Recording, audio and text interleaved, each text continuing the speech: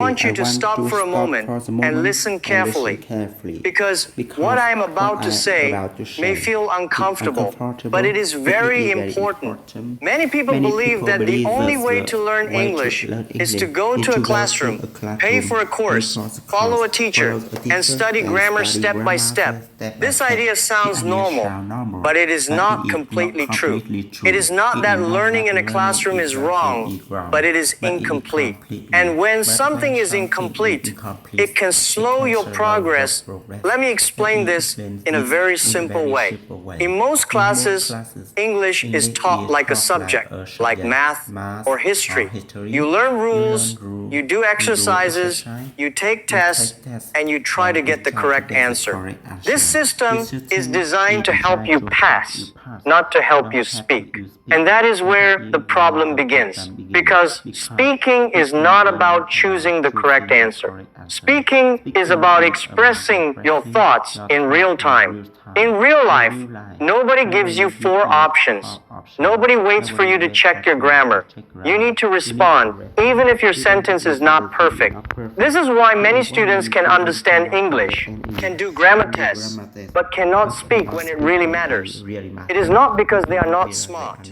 It is because they were trained in a system that does not match real life.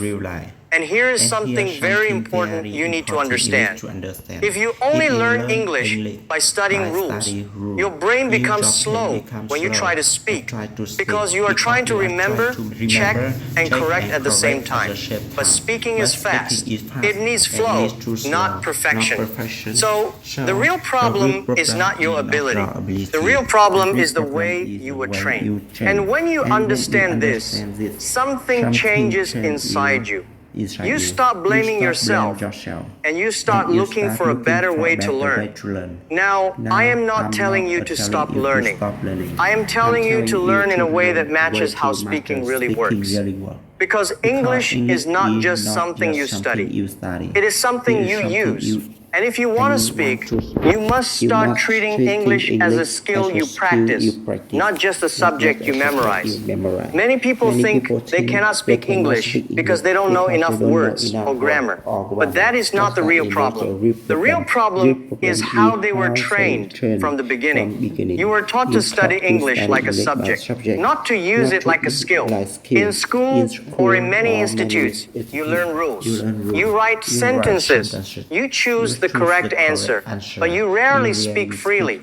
So your brain becomes very good at thinking about English, but not using English in real time. That is why when someone asks you a simple question like, "Tell me about your day," your mind becomes slow. You are overloaded. You are trying to remember grammar. Choose words. Check your sentence and avoid mistakes at the same time. This creates pressure, and pressure blocks speaking. Another big problem is the habit of translating. Most learners first think in their own language, then translate into English, then correct the sentence in their head. This process is too slow for real conversation. By the time you're ready to speak, the moment is already gone. That is why you feel like you know English, but cannot use it.